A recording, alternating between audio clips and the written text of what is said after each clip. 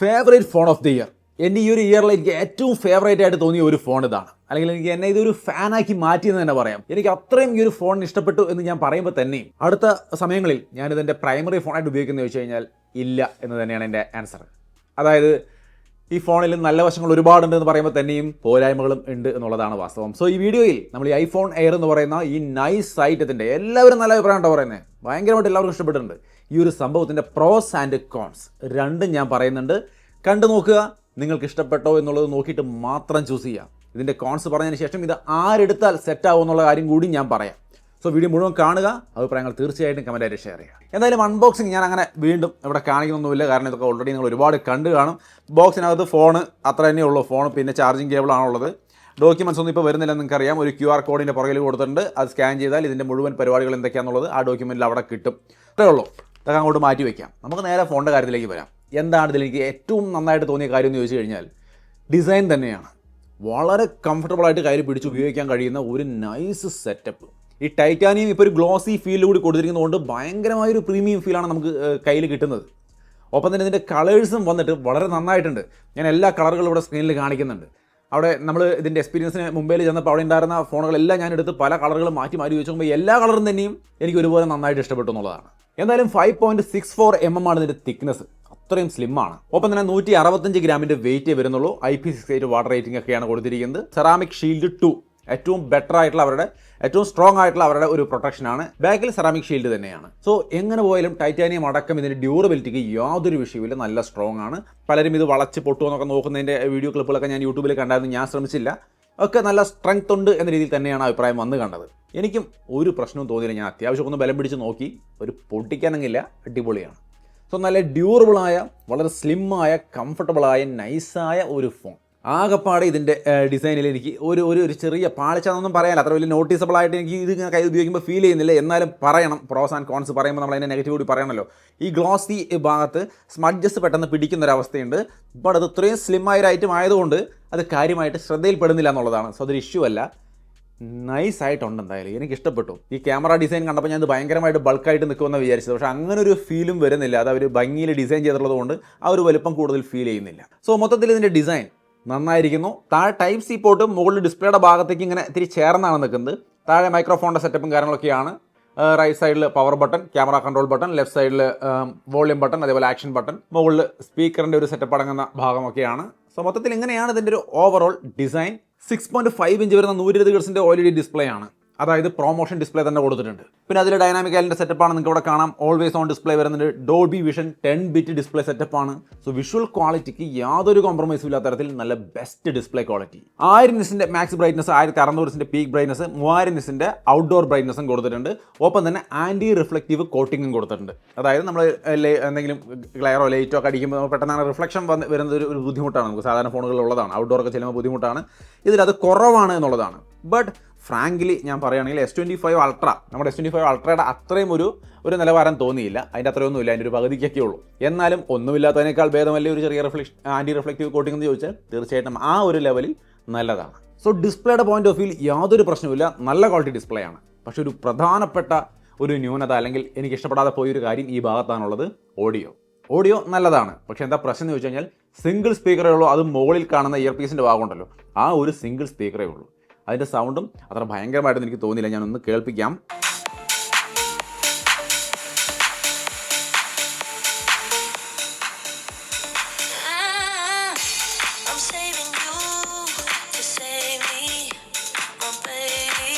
So അപ്പോൾ audio ക്വാളിറ്റിയെ കുറിച്ചൊരു idea കിട്ടിയല്ലോ. ആ ഒരു സംഭവം നോക്കുമ്പോൾ കുഴപ്പമില്ല. പക്ഷേ എന്നാലും ആ ഒരു ഡുവൽ സ്റ്റീരിയോ സ്പീക്കർക്ക് ഇത്രയും പ്രൈസിലുള്ളൊരു ഫോണിൽ തീർച്ചയായിട്ടും വേണം. സാംസങ്ങിൻ്റെ S25 എഡ്ജിലൊക്കെ ഡുവൽ സ്റ്റീരിയോ സ്പീക്കർ കൊടുത്തിട്ടുണ്ട് അവർ, അത്രയും സ്ലിമ്മായ ഫോണാണെങ്കിലും. ബട്ട് ഇതിൽ അതില്ല എന്നുള്ളത് ഇത് ഇഷ്ടപ്പെടാൻ നിങ്ങളെ ഇത്തിരി ഒന്ന് പുറകോട്ട് വലിക്കും. ഇഷ്ടപ്പെടാം എന്ന് ആഗ്രഹിക്കുന്നവരെ പോലും ഒന്ന് പുറകോട്ട് വലിക്കാൻ സാധ്യതയുണ്ട്. സോ അപ്പോൾ അതൊന്നും മൈൻഡിൽ വെക്കുക. അതിൻ്റെ ഒരു പ്രധാനപ്പെട്ട ന്യൂനതയായിട്ട് ഞാനത് കാണുകയാണ്. ഇനി ഈ ഫോണിൻ്റെ പെർഫോമൻസിൽ വന്നു കഴിഞ്ഞാൽ യാതൊരു വിഷയമില്ല. നമ്മുടെ സാധാരണ യൂസിനായാലും അത്യാവശ്യം ഗെയിം കളിക്കാനായാലും ഒക്കെ അടിപൊളി പെർഫോമൻസ് ആണ്. A19 Pro എന്ന് പറയുന്ന ചിപ്പ് തന്നെയാണ്. ബട്ട് ഒരു GPU കോറിൻ്റെ കുറവുണ്ട്. എന്നാൽ പോലും ഡീസൻ്റായ അടിപൊളി പെർഫോമൻസ് നമുക്ക് ഈ ഒരു ഫോണിൽ കിട്ടും, യാതൊരു വിഷയമില്ല. സാധാരണ യൂസിനായാലും അത്യാവശ്യം ഗെയിം കളിക്കാനൊക്കെ ഞാൻ കളിച്ച് നോക്കി, കളിക്കാനും ഒരു പ്രശ്നവുമില്ല, നൈസായിട്ട് കളിക്കാൻ പറ്റുന്നുണ്ട്. iOS 26, ആപ്പിൾ ഇൻ്റലിജൻസ് തുടങ്ങിയ കാര്യങ്ങളൊക്കെ വരുന്നുണ്ട്. iOS 26 കൂടി ഉള്ളതുകൊണ്ടാണെന്ന് തോന്നുന്നു എന്തോ ഒരു ഭയങ്കരമായ ഒരു നൈസ് ഫീലാണ് നമുക്ക് ഈ ഫോണിൽ കിട്ടുന്നത്. ഓവറോൾ യൂസർ എക്സ്പീരിയൻസിൽ സെറ്റായിട്ടുണ്ട്. സോ അതും ഉപയോഗിച്ച് എക്സ്പീരിയൻസ് ചെയ്യുക. പെർഫോമൻസിൽ വേറെ ഇഷ്യൂസ് ഒന്നുമില്ല. അത് കുറച്ചധികം നാൾ ഉപയോഗിച്ചാലാണ് നമുക്ക് പെർഫോമൻസ് എങ്ങനെയുണ്ടെന്ന് പറയാൻ പറ്റുള്ളൂ. എന്നാലും ഞാൻ കേട്ടൊരു കാര്യം പറയാം. ഞാനിവിടെ ഗെയിം കളിച്ച് നോക്കി കുറച്ച് നേരം കളിച്ച് നോക്കിയുള്ളൂ. ഈ നേരം കൊണ്ട് എനിക്ക് പ്രശ്നമൊന്നും തോന്നിയില്ല. എന്നാൽ മറ്റു ചിലർ പറയുന്നത് കേട്ടത് ഇത് ഭയങ്കരമായിട്ട് ഹീറ്റ് ആവുന്നുണ്ട് എന്നുള്ളതാണ്. സോ ഒന്ന് മൈൻഡിൽ വെക്കുക. ഞാൻ ഉപയോഗിച്ച് നോക്കട്ടെ. വരും ദിവസങ്ങളിൽ കൂടുതലായിട്ട് ഉപയോഗിച്ചിട്ട് വരും ദിവസങ്ങളിൽ അടുത്തൊരു ഡീറ്റെയിൽ റിവ്യൂ ചെയ്യേണ്ട ആവശ്യം വരികയാണെങ്കിൽ ആ റിവ്യൂവിലോ ഞാൻ പറയാം ഓവറായിട്ട് ഹീറ്റ് ആവുന്നൊരു ഇഷ്യൂ ഉണ്ടോ എന്ന്. എനിക്കിപ്പോഴേക്കൊന്നും തോന്നിയിട്ടില്ല. കിട്ടിയിട്ട് 24 മണിക്കൂർ പോലും ആയിട്ടില്ല കയ്യിൽ. സോ എന്തായാലും ഉപയോഗിച്ച് നോക്കിയിട്ട് അതിൻ്റെ കാര്യം പറയാം. എന്തായാലും ബാക്കി പെർഫോമൻസിൽ വേറെ ഇഷ്യൂസ് ഒന്നുമില്ല, സെറ്റാണ്. ഇനി ഇതിൽ നമുക്ക് അടിപൊളി എന്ന് പറയാവുന്ന അടുത്തൊരു സെറ്റപ്പ് എന്ന് പറയുന്നത് ഇതിൻ്റെ ക്യാമറ സെറ്റപ്പാണ്. 48 മെഗാപിക്സലിൻ്റെ മെയിൻ ക്യാമറ സാമ്പിളുകളവിടെ കാണാം. അത്യാവശ്യം നല്ല ഒരു ക്യാമറ സെറ്റപ്പാണ്. വേറെ ഇഷ്യൂസ് ഒന്നുമില്ല. ക്യാമറ ക്വാളിറ്റി നിങ്ങൾക്ക് ഇവിടെ കാണാം. ഫോട്ടോസ് ഡേ ലൈറ്റ് നൈറ്റിലെടുത്ത ഫോട്ടോസൊക്കെ കാണാം. നൈറ്റ് ഫോട്ടോസൊക്കെ അടിപൊളിയായിട്ട് വന്നിട്ടുണ്ട്. ഒരു വിഷയമില്ല. സോ നല്ല ഫോട്ടോസ് എടുക്കാൻ സാധിക്കുന്നുണ്ട്. വീഡിയോസ് നൈറ്റിലും ഡേയിലും ഒക്കെ എടുത്ത വീഡിയോസ് ഞാൻ അവിടെ കാണിക്കുന്നുണ്ട്. എല്ലാ വീഡിയോസും വന്നിട്ട് അടിപൊളിയായിട്ടാണ് കിട്ടിയിരിക്കുന്നത്. സോ നിങ്ങളൊരു ക്യാമറ അത്യാവശ്യം നന്നായിട്ട് ഉപയോഗിക്കണമെന്ന് വിചാരിച്ചാൽ പോലും ഈ ഫോണിൽ അത് അടിപൊളിയായിട്ട് പറ്റും. സോ ഡേ ആൻഡ് നൈറ്റ് ഏത് സിറ്റുവേഷൻ എടുക്കുമ്പോഴും നല്ല വീഡിയോസ് കിട്ടുന്നുണ്ട്. 2x ഒപ്റ്റിക്കൽ സൂമാണ് ഇതിൽ സപ്പോർട്ട് ചെയ്യുന്നത്. അവർ അങ്ങനെ ഒരു സെറ്റപ്പാണ് ഇതിൽ കൊടുത്തിരിക്കുന്നത്. അതും പറ്റുമെന്നാണ് പറയുന്നത്. അതിൻ്റെ സാമ്പിൾ ഞാൻ അവിടെ കാണിക്കുന്നത് 2x ഒപ്റ്റിക്കൽ സൂമിൽ എടുത്ത ഫോട്ടോസും നന്നായിട്ട് തന്നെയാണ് വന്നിരിക്കുന്നത്. സോ ക്യാമറ കൊള്ളാം. മെയിൻ ക്യാമറ 48 മെഗാപിക്സലിൻ്റെ ഫ്യൂഷൻ ക്യാമറ എന്ന് പറയുന്ന അവരുടെ ക്യാമറ സെറ്റപ്പാണ്. പക്ഷേ ഇവിടെ ഒരു വൈഡ് ആംഗിൾ ക്യാമറയോ ഒരു ടെലിഫോട്ടോ ക്യാമറയോ ഒന്നും ഡെഡിക്കേറ്റഡ് ആയിട്ടില്ല ഈ ഒരു വിലയ്ക്ക് വരുമ്പോഴും എന്നുള്ളത് അറിഞ്ഞിരിക്കുക.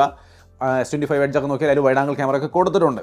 അതുകൊണ്ട് മാത്രം അത് നല്ലതാണെന്ന് ഞാൻ പറയില്ല കേട്ടോ. അതിൽ കുറേ പോരായ്മകളുണ്ട് ഇതിനെ അപേക്ഷിച്ച് നോക്കിക്കഴിഞ്ഞാൽ. കൂടുതൽ ക്യാമറകൾ വേണം, പ്രോ ലെവലിൽ യൂസ് ചെയ്യണമെന്നുള്ളവർക്ക് പറ്റിയ ഒരു ഐറ്റം അല്ല. പക്ഷേ സെൽഫി ക്യാമറ നല്ലതാണ്. സാമ്പിളുകളിലൂടെ കാണാം എടുത്തിരിക്കുന്ന സെൽഫി ക്യാമറ ഫോട്ടോസ് ഡേ ലൈറ്റിലായാലും ഇൻഡോർ ലൈറ്റായാലും നൈറ്റിലായാലും ഒക്കെ നല്ല ഫോട്ടോസാണ് കിട്ടിയിരിക്കുന്നത്. സോ നല്ല ക്യാമറ ക്വാളിറ്റി നമുക്ക് ഈ ഫോൺ തരുന്നുണ്ട്. ഫ്രണ്ട് ക്യാമറ 18 മെഗാപിക്സലിൻ്റെ സെൽഫി ക്യാമറയാണ്. സെൻട്രൽ സ്റ്റേജ് ക്യാമറ എന്നാണ് പറയുന്നത്. ഇതിൽ തന്നെ ഡുവൽ ക്യാപ്ചർ, അതായത് ഫ്രണ്ട് ക്യാമറയും ബാക്ക് ക്യാമറയും ഒരുമിച്ച് റെക്കോർഡ് ചെയ്യുന്ന പരിപാടികളൊക്കെ ഇതിൽ വരുന്നുണ്ട്. സെൻട്രൽ സ്റ്റേജ് അറിയാമല്ലോ, ഞാൻ പ്രോ മാക്സിൻ്റെ വീഡിയോയിൽ പറഞ്ഞിരുന്നു. നോർമലി വെർട്ടിക്കലായിട്ട് പിടിച്ച് ഫോട്ടോ എടുക്കാം. അങ്ങനെ എടുക്കുന്നതിനിടയിൽ തന്നെ നമുക്ക് ഒരു ബട്ടണിലൊന്ന് ക്ലിക്ക് ചെയ്താൽ അത് അപ്പം തന്നെ ഈ ഒരു ഹൊറിസോണ്ടൽ വരും. നമ്മൾ ഫോൺ ചരിച്ച് പിടിക്കേണ്ട, നേരെ തന്നെ പിടിച്ചുകൊണ്ടെടുത്താൽ പോലും ഇങ്ങനെ ചരിച്ച് പിടിച്ചെടുക്കുന്ന ആ ഒരു എഫക്റ്റ് കിട്ടും. ആ സെൻട്രൽ സ്റ്റേജ് സംവിധാനം വരുന്നുണ്ട്. പിന്നെ സ്റ്റെബിലൈസേഷൻ, ഫ്രണ്ട് ക്യാമറയിൽ അൾട്രാ സ്റ്റെബിലൈസ്ഡ് വീഡിയോ എടുക്കാൻ സാധിക്കുന്ന സംവിധാനമൊക്കെ ഉണ്ട്. സോ അങ്ങനെ ഫ്രണ്ട് ക്യാമറ നല്ല ക്വാളിറ്റിയുള്ള ഫോട്ടോസ് എടുക്കാൻ പറ്റുന്ന നല്ലൊരു ക്യാമറ സെറ്റപ്പ് കൊടുത്തിരിക്കുന്നു. 4K വീഡിയോ റെക്കോർഡിംഗ് ആണ് ഫ്രണ്ടിലും സപ്പോർട്ട് ചെയ്യുന്നുണ്ട്. സോ ഓവറോൾ ഇതിൻ്റെ ക്യാമറ ഉള്ളത് നല്ല ക്വാളിറ്റിയാണ്. എൻ്റെ ഒരു അഭിപ്രായത്തിൽ എനിക്ക് ഓർമ്മ ശരിയാണെങ്കിൽ S25 എഡ്ജിനേക്കാൾ നല്ല ക്യാമറ ക്വാളിറ്റി ഇതിലാണുള്ളത്. അതിൽ 200 മെഗാപിക്സലും വൈഡ് ആംഗിളൊക്കെ ഉണ്ടെന്ന് പറയുമ്പോഴും ക്വാളിറ്റി വൈസ് ഫോട്ടോ ആയാലും വീഡിയോ ആയാലും ഇതിലാണ്. രണ്ടിലും എനിക്കിതാണ് ഇഷ്ടപ്പെട്ടത്. അതിൻ്റെ ഡെഡിക്കേറ്റഡ് കമ്പാരിസൺ കാര്യങ്ങൾ ചെയ്ത് ഒന്ന് കണ്ടു നോക്കിക്കോളൂ പോയിട്ട്, നിങ്ങൾക്കൊരു ഐഡിയ കിട്ടും. സോ എന്നെ സംബന്ധിച്ച് ഇതാണ് കുറച്ച് നന്നായിട്ട് തോന്നിയത്. പക്ഷേ വൈഡ് ആംഗിൾ ഇല്ല, ടെലിഫോട്ടോ ഇല്ല എന്നുള്ളത് തീർച്ചയായിട്ടും പോരായ്മയാണ്. ഇനി ഇതിൻ്റെ ബാറ്ററി ലൈഫ് നല്ലൊരു കാര്യം. കാരണം ഞാൻ ആപ്പിളിൻ്റെ ഒപ്റ്റിമൈസേഷൻ ഇതിൻ്റെ ഇനീഷ്യൽ ഇംപ്രഷൻ വീഡിയോയിൽ ഞാൻ പറഞ്ഞിട്ടുണ്ടായിരുന്നു. അത് ബാറ്ററി ലൈഫാണ് നമുക്ക് കൺസേൺ, നമ്മൾ ശ്രദ്ധിക്കേണ്ട ഒരു കാര്യമുള്ളൂ എന്നുള്ള കാര്യം നന്നായിട്ട് ചെയ്തു എന്ന് തന്നെ പറയാം. ഒരു ദിവസം സാധാരണ യൂസിലാണെങ്കിൽ നൈസായിട്ട് കിട്ടും. അതിനപ്പുറത്തേക്ക് പ്രതീക്ഷിക്കരുത്.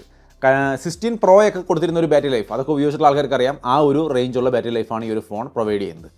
സോ തീർച്ചയായും ഡീസൻ്റ് ആയൊരു ബാറ്ററി ലൈഫ് കിട്ടുന്നുണ്ട്. ഇത്രയും സ്ലിം ആയൊരു ഫോണിൽ അത്രയും ചെറിയൊരു ബാറ്ററി സെറ്റപ്പിൽ ഇങ്ങനെ കൊടുക്കുന്നെങ്കിൽ അവരതിൻ്റെ നല്ല രീതിയിലുള്ള ഒപ്റ്റിമൈസേഷനും കാര്യങ്ങളും ചെയ്തിട്ടുണ്ടെന്ന് തന്നെ പറയാം. അതുകൊണ്ടാണ് ഇത് ഒരു ദിവസം സുഖമായിട്ട് കിട്ടുന്നത്. എന്നാലും നിങ്ങൾ അഗ്രസീവായിട്ട് ഉപയോഗിക്കുന്ന ആൾക്കാരാണെങ്കിൽ 16 Pro ആണെങ്കിലും ആൾക്കാർ സ്ട്രഗിൾ ചെയ്തിട്ടുണ്ട് ഒരു ദിവസം കിട്ടാൻ. ഇതും ആ രീതിയിൽ സ്ട്രഗിൾ ചെയ്യാം. ഈ സീരീസിലെ മറ്റ് ഫോണുകൾ വെച്ച് നോക്കുമ്പോൾ ഏറ്റവും കുറഞ്ഞ ബാറ്ററിയുള്ള ഫോണാണെന്ന് അറിഞ്ഞിരിക്കുക. 20 വാട്ട് അല്ലെങ്കിൽ അതിൽ കൂടിയ ഒരു ചാർജർ നിങ്ങൾ ഉപയോഗിക്കുകയാണെങ്കിൽ 30 മിനിറ്റ് കൊണ്ടൊക്കെ 50% ചാർജ് ആവുന്ന ഒരു സൗകര്യമാണ് ഇതിൽ ഫാസ്റ്റ് ചാർജിംഗ് എന്ന് പറഞ്ഞു കൊടുത്തിരിക്കുന്നത്. പിന്നെ ഇത് നിങ്ങൾക്ക് ഏത് Qi2 വയർലെസ് ചാർജർ ഉപയോഗിച്ചാലും ചാർജ് ചെയ്യാം. 20 വാട്ട് ചാർജർക്ക് ഉപയോഗിക്കാൻ പറ്റും. Qi2 സപ്പോർട്ടൊക്കെ ഉണ്ട്.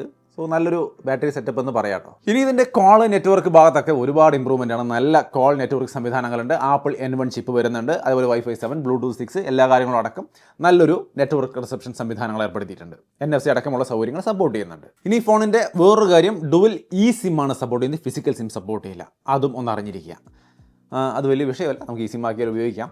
എന്നാലും ഫിസിക്കൽ സിം തന്നെ വേണം. അത് ഉപയോഗിച്ച് ശീലിച്ച ആൾക്കാർ അതേ പറ്റൂ. നമുക്ക് ഇടയ്ക്കിടയ്ക്ക് സിമ്മൊക്കെ മാറ്റിയിടേണ്ട ആൾക്കാരാണെങ്കിൽ ബുദ്ധിമുട്ടാവും. ഇതിൽ ഈ സിമ്മേ ഉള്ളൂ, ഫിസിക്കൽ സിം ഇല്ല എന്നുള്ളതും അറിഞ്ഞിരിക്കും. സോ ഫൈനലി നമ്മൾ ഈ ഒരു ഫോൺ എങ്ങനെയുണ്ട്, അതായത് നമ്മൾ തുടക്കത്തിൽ പറഞ്ഞിട്ടുണ്ടായിരുന്നു ഞാനിത് സ്ഥിരമായിട്ട് ഉപയോഗിക്കാൻ സാധ്യതയില്ല, പകരം പ്രോ മാക്സ് ആയിരിക്കും ഞാൻ ഉപയോഗിക്കുക. അതേപോലെ ഇത് ആർക്കും പറ്റും ആർക്ക് പറ്റില്ല എന്നുള്ള കാര്യങ്ങൾ വ്യക്തമായിട്ട് പറയാമെന്ന് പറഞ്ഞിട്ടുണ്ടായിരുന്നു. സോ ആ ഘട്ടത്തിലേക്ക് നമ്മൾ കിടക്കുകയാണ്. ഈ ഒരു ഫോൺ എനിക്കിത് ഉപയോഗിക്കാതിരിക്കാനുള്ള എൻ്റെ ചില കാരണങ്ങൾ പറയാം. ഈ കാരണങ്ങൾ നിങ്ങൾക്കുണ്ടെങ്കിൽ നിങ്ങൾക്കും ഇത് പറ്റിയതല്ല. എന്നാൽ ഇത് കുഴപ്പമില്ല എന്നാണെങ്കിൽ ഇത് നിങ്ങൾക്കുള്ള ഫോൺ, നിങ്ങൾക്കിത് ഗംഭീര എക്സ്പീരിയൻസ് ആയിരിക്കും, ഒരു വെറൈറ്റി എക്സ്പീരിയൻസ് ആയിരിക്കും. അപ്പോൾ എന്താണ് എന്നെ ഇതിൽ നിന്ന് പിന്നോക്കം വലിക്കുന്ന ഘടകം എന്ന് ചോദിച്ചു കഴിഞ്ഞാൽ, ഒന്ന്, നമ്മൾ വീഡിയോ ഒക്കെ എടുക്കുന്ന ആളാണ്, വീഡിയോ വ്ളോഗറാണെന്നറിയാമല്ലോ. അപ്പോൾ ആ ഒരു രീതിയിലേക്ക് വരുമ്പോൾ നമുക്ക് wide angle camera, telephoto camera ഒക്കെ ആവശ്യമാണ്. ഞാനതെല്ലാം ഉപയോഗിക്കുന്ന ഒരാളാണ്. എൻ്റെ പ്രോ മാക്സിലെ എല്ലാ ക്യാമറകളും ഞാൻ കൃത്യമായിട്ട് മിക്കവാറും എല്ലാ സമയങ്ങളിലും ഉപയോഗിച്ചുകൊണ്ടിരിക്കുന്ന ഒരാളാണ്. അപ്പോൾ എനിക്ക് അത് മസ്റ്റാണ്. അപ്പോൾ അതിവിടെ ഇല്ല എന്നുള്ളതാണ് എൻ്റെ ഒരു കാരണം. രണ്ടാമത് ഞാൻ ധാരാളം റീലും വീഡിയോസും ഇങ്ങനെ എപ്പോഴും ഫോണിൽ കണ്ടുകൊണ്ടിരിക്കുന്നതാണ്. അപ്പോൾ എനിക്ക് ആ ഡുവൽ സ്റ്റീരിയോ സ്പീക്കർ വളരെ ഇമ്പോർട്ടൻ്റ് ആണ്. മൂന്നാമത്തെ കാര്യം സിമ്മ്. എനിക്ക് ഫിസിക്കൽ സിം വേണം. കാരണം ഈസി ആയിട്ട് എനിക്ക് ടെസ്റ്റിംഗ് ഡിവൈസുകൾ വരുമ്പോൾ ഈസി ആയിട്ട് ഇത് ഊരി മാറ്റിയിട്ട് ആവശ്യമായി തിരിച്ചെടുത്തിടുക, ഈ പരിപാടി ഈസി ആയിട്ട് ചെയ്യാൻ പറ്റണം.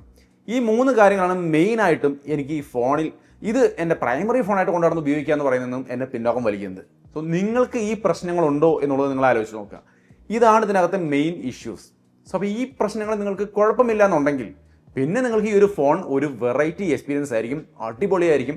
ഈ 3 കാര്യങ്ങൾ ഒഴിച്ചു നിർത്തിയാൽ ഈ ഫോൺ എനിക്ക് ഭയങ്കരമായിട്ട് ഇഷ്ടപ്പെട്ടു. ഞാനിതിൻ്റെ ഒരു ഫാൻ ആണെന്ന് പറയാം. നൈസ് സാധനോടെ ഒരു രക്ഷയില്ല. പക്ഷേ ഈ പറഞ്ഞ കാരണങ്ങൾ കൊണ്ട് മാത്രമാണ് ഞാൻ വേണ്ടാന്ന് വെച്ചിരിക്കുന്നത്. അപ്പോൾ നിങ്ങൾ ചിന്തിച്ച് നോക്കുക, നിങ്ങൾക്ക് ഇത് അഡ്ജസ്റ്റ് ചെയ്യാൻ പറ്റുമോ? നിങ്ങളുടെ ഫോൺ എങ്ങനെയാണ് ഉപയോഗിക്കുന്നത് ആലോചിച്ച് നോക്കിയാൽ മതി. നിങ്ങൾ ധാരാളം വൈഡ് ആംഗിളും ടെലിഫോട്ടോ ഉപയോഗിച്ച് സൂം ചെയ്തൊക്കെ ഫോട്ടോ എടുക്കുന്നതാണോ നിങ്ങൾ ആലോചിച്ച് നോക്കിയാൽ നിങ്ങൾക്ക് തന്നെ ഐഡിയ കിട്ടും. അപ്പോൾ അതൊക്കെ ചിന്തിച്ച് നോക്കിയിട്ട് തീരുമാനിക്കുക. അപ്പോൾ അതാണ് ഞാൻ തുടക്കത്തിൽ പറയാമെന്ന് പറഞ്ഞ പ്രത്യേകമുള്ള കാര്യങ്ങൾ. ഞാൻ എന്തുകൊണ്ട് ഇതെടുക്കില്ല, അതേപോലെ ഇത് ആർക്ക് പറ്റിയതാണ്. ഇപ്പോൾ ഒരു ഐഡിയ കിട്ടിയിട്ടുണ്ടാവുമല്ലോ. പിന്നെ ഇതിനകത്ത് പ്രധാനപ്പെട്ട ഒരു കൺസേൺ ഉണ്ടായിരുന്നത്, അതായത് ഒരു ഇഷ്യൂ വരാൻ സാധ്യതയുണ്ട്, നിങ്ങളുടെ മനസ്സിൽ ചിന്തിക്കാൻ സാധ്യതയുള്ളൊരു കാര്യം ബാറ്ററി ലൈഫിൻ്റെ കാര്യമാണ്. ബാറ്ററി സാധാരണ മിനിമം യൂസ്, നിങ്ങളൊരു ബിസിനസ്സുകാരനൊക്കെയാണെങ്കിൽ നിങ്ങൾ എപ്പോഴും ഗെയിം കളിക്കാനോ ഹെവി യൂസ് നടത്താൻ വഴിയില്ല, ഒരു മിനിമം യൂസ് ആയിരിക്കും. അങ്ങനെയാണെങ്കിൽ ആ ബിസിനസ്സുകാരൻ മാത്രമല്ല, ആരാണെങ്കിലും നിങ്ങൾ ഫോൺ അധികം ഉപയോഗിക്കാത്ത, അത്യാവശ്യം മെസ്സേജ് അയക്കാനും വാട്സപ്പ് അത്യാവശ്യം കോൾ അതിന് മാത്രം ഉപയോഗിക്കുന്ന ഒരു മിനിമം യൂസർ ആണെങ്കിൽ ഒരു വിഷയമില്ല, ഒരു ദിവസം സുഖമായിട്ട് കിട്ടും. നൈസായിട്ട് ബാറ്ററി ലൈഫ് ഉണ്ട്, നല്ല രീതിക്ക് അവരിത് ചെയ്ത് വെച്ചിട്ടുണ്ട്. എന്നാലും ഇനി ഇങ്ങനൊരു ഫോൺ വാങ്ങിക്കണം, പവർ ഉണ്ടേ, നല്ല പവർഫുള്ളായ ഫോണാണ്, അപ്പോൾ ഇത്രയും സ്ലിമ്മായ ഒതുങ്ങിയ ഫോൺ വാങ്ങിയിട്ട് ഇതിൽ ഗെയിം കളിക്കണം എന്ന് ആഗ്രഹിക്കുകയാണെങ്കിൽ ഇതിൻ്റെ കൂടെ ഇവരുടെ പവർ ബാങ്ക്, ആപ്പിളിൻ്റെ പവർ ബാങ്ക് ഉണ്ട്. 3000 ചില mAh ബാറ്ററി ഉള്ളൂ. പക്ഷേ ഇതിൻ്റെ പുറകിൽ ഇങ്ങനെ നൈസായിട്ട് ഒട്ടിച്ച് വെക്കാൻ പറ്റും. അങ്ങനെ ഒട്ടിച്ച് വെച്ചുകൊണ്ട് നമുക്ക് സിമ്പിളായിട്ട് ഗെയിം കളിക്കാം. ഗെയിം കളിക്കുന്ന നേരത്തെ തീർത്ത് അറ്റാച്ച് ചെയ്ത് കൊടുക്കുക. ഒരു 65% ബൂസ്റ്റാണ് പറയുന്നത്. അതായത് ഒരു ഏകദേശം ഒരു ഡബിൾ ഈ ഫോണിൻ്റെ പവർ വെച്ച് നോക്കിയാൽ ഇതിൻ്റെ ഒരു ഡബിളിൻ്റെ അടുത്തേക്ക് കിട്ടുന്ന ഒരു അത്രയില്ല, പകുതി കൂടി കൂടുതൽ കിട്ടും പറയാം. എന്നാലും കുറച്ചുകൂടി എക്സ്ട്രാ പവർ നമുക്ക് കിട്ടും. അപ്പോൾ നമുക്ക് ഗെയിം കളിക്കുമ്പോൾ ഇത് അറ്റാച്ച് ചെയ്ത് വെച്ച് കളിക്കുക, അത് കഴിഞ്ഞാൽ ഊരി മാറ്റി വയ്ക്കുക. അത്രയേ ഉള്ളൂ ഇതിൻ്റെ പരിപാടി. പക്ഷേ ഇവിടെ ഒരു പ്രശ്നം വരാൻ പോകുന്നതെന്ന് വെച്ച് കഴിഞ്ഞാൽ ഈ പവർ ബാങ്ക് 3000 mAh ഉള്ളൂ, ഇതിന് 11,900 അവരുടെ സൈറ്റിൽ കാണിക്കുന്നത്. സോ ആ വില കൊടുത്ത് ഇത് വാങ്ങിച്ച് നിങ്ങൾ ഉപയോഗിക്കണമെന്ന് നിങ്ങൾ ആലോചിച്ച് നോക്കുക. കാരണം നിങ്ങൾക്ക് ഈ മാഗ്സേഫ് ഇങ്ങനെ ഒട്ടിച്ച് വെച്ച് ഉപയോഗിക്കാൻ കഴിയുന്ന പവർ ബാങ്കുകൾ 10,000 mAh പോലും 2,000-3,000 തൊട്ട് കിട്ടുന്ന തോന്നുന്നുണ്ട്. ആങ്കറോ അംബറാനെന്നോ പറഞ്ഞിട്ടുള്ള ബ്രാൻഡുകൾ അങ്ങനെ കുറേ ഉണ്ട്. അതിലൊക്കെ വളരെ കുറഞ്ഞ വിലയ്ക്ക് ഇതിനേക്കാൾ പവർ കൂടിയ പവർ ബാങ്കുകൾ കിട്ടാനുണ്ടെന്നുള്ളതൊന്ന് അറിഞ്ഞിരുന്നോളൂ. അപ്പോൾ അത് മൈൻഡ് വയ്ക്കുക. അതല്ല ആപ്പിളിൻ്റെ ബ്രാൻഡഡ് സാധനം തന്നെ വേണമെന്നുണ്ടെങ്കിൽ ഇതെടുത്തോളൂ, കുഴപ്പമില്ല, വില അത്രയും കൊടുക്കേണ്ടി വരുമെന്ന് മാത്രം. ഇനി ഇതിൻ്റെ ഡ്യൂറബിലിറ്റി കാര്യങ്ങളൊന്നും ഡൗട്ട് വേണ്ട കേട്ടോ. ഇതൊക്കെ നമ്മൾ ഒരുപാട് ഇതൊക്കെ വളച്ചൊടിച്ചൊക്കെ നോക്കുന്ന ടീമുകൾ നന്നായിട്ടുണ്ട്, നല്ല സ്ട്രോങ് ആണെന്ന് പറഞ്ഞു കഴിഞ്ഞു ഓൾറെഡി. സോ നല്ല സ്ട്രോങ് ആണ്. ഒരു എക്സ്ട്രാ പ്രൊട്ടക്ഷൻ ഒരു കേസൊക്കെ ഉപയോഗിക്കുക. ഇത് ആപ്പിളിൻ്റെ കേസാണ്, 4,900 രൂപയ്ക്കാണ്. മാഗ്സേഫ് ഒക്കെ സപ്പോർട്ട് ചെയ്യുന്ന കേസാണ്. അപ്പോൾ ഇത് വേണമെങ്കിൽ ഒരെണ്ണം വാങ്ങിക്കുക, അല്ലെങ്കിൽ ഇതിന് വില കുറഞ്ഞ കേസുകൾ കിട്ടുമല്ലോ. നല്ല കേസ് നോക്കിയിട്ട് നല്ല ബ്രാൻഡ് നോക്കി വാങ്ങിക്കുക. ഒപ്പം തന്നെ ഇതിൽ മാഗ്സേഫ് ഉള്ളതുകൊണ്ട് തന്നെ നമുക്ക് ഈ പവർ ബാങ്ക് അല്ലെങ്കിൽ നിങ്ങൾ വാങ്ങിക്കുന്ന പവർ ബാങ്ക് ഇതിൻ്റെ പുറകിൽ ഇങ്ങനെ ഘടിപ്പിക്കാൻ പറ്റും. ഇതാ നിങ്ങൾക്ക് ഇവിടെ കാണാം, അത് കൃത്യമായിട്ട് വർക്ക് ചെയ്യുന്നുണ്ട്. സോ നമുക്ക് പവർ ബാങ്ക് കേസ് ഇട്ടുകൊണ്ടും ഉപയോഗിക്കാൻ സാധിക്കും. മാഗ്സേഫ് ഉള്ള കേസ് വാങ്ങിക്കാൻ ശ്രദ്ധിച്ചാൽ മതി. സോ അപ്പോൾ ഇങ്ങനെയാണ് ഈ ഫോണിൻ്റെ അഡീഷണൽ ആയിട്ടുള്ള 1-2 ആക്സറികളുടെ കാര്യം. സോ ഓവറോൾ 17 Air എനിക്ക് ഭയങ്കരമായിട്ട് ഇഷ്ടപ്പെട്ടു, നന്നായിരിക്കുന്നു. 17 Air അല്ല, iPhone Air നന്നായിട്ട് ഇഷ്ടപ്പെട്ടു. നിങ്ങൾക്ക് ഇഷ്ടപ്പെട്ടോ? നിങ്ങളിത് ഉപയോഗിക്കുമോ? ഈ പറഞ്ഞ പോരായ്മകളും കാര്യങ്ങളൊക്കെ മനസ്സിലാക്കിയിട്ട് നിങ്ങളുടെ അഭിപ്രായം എന്താണെന്നുള്ളത് തീർച്ചയായിട്ടും കമൻറ്റായിട്ട് ഷെയർ ചെയ്യാം. ഫോൺ ഞാനിതിൻ്റെ ഫാനായി, ഒരു രക്ഷയില്ല. ഇനി അങ്ങോട്ട് ഈ ഒരു മേഖലയിലേക്ക്, ഫോൺ സ്ലിം ആക്കുന്ന മേഖലയിലേക്ക് കമ്പനികൾ ഫോക്കസ് ചെയ്യണമെന്നാണ് എൻ്റെ അഭിപ്രായം. കാരണം അത്രയും സുഖം ഇത് ഹോൾഡ് ചെയ്യാൻ ഉപയോഗിക്കാനൊക്കെ. സോ അതാണ് iPhone 17 Airൻ്റെ ഒരു അൺബോക്സിംഗ് ആൻഡ് ഇനീഷ്യൽ ഇംപ്രഷൻ എന്ന് പറയുന്ന വീഡിയോ. എൻ്റെ അഭിപ്രായങ്ങളെല്ലാം ഞാൻ പറഞ്ഞു, എൻ്റെ പ്രോസ് ആൻഡ് കോൺസ് ഒക്കെ പറഞ്ഞിട്ടുണ്ട്. നിങ്ങളുടെ അഭിപ്രായങ്ങൾ കമൻറ്റിൽ കാണുമെന്ന് വിചാരിക്കുന്നു. വീഡിയോ ഇഷ്ടപ്പെട്ടാൽ ലൈക്ക് ഷെയർ ഒക്കെ ചെയ്യാം. വീണ്ടും ഒരു വീഡിയോയിൽ കാണാം. ബൈ.